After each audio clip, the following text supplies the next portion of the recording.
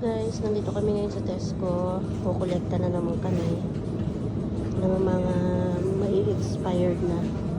So, hindi ko alam kung anong nakukuha natin, guys. Let's wait. So, guys, ito yung nakolekt namin. Napakadami. Ayan.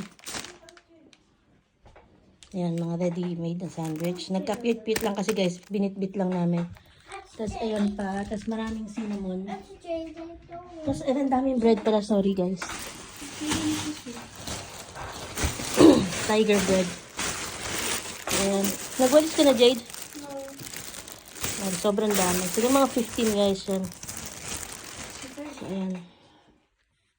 Guys. Ito, pamimigay natin sa school bukas. Sa mga nanay doon. Tapos, kapitbahay nakapagpamigay na rin ako, guys.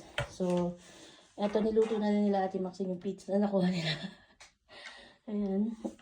So, ito na rin natira sa amin. Tsaka yung mga pastry kasi gusto daw nila yan. So, yun.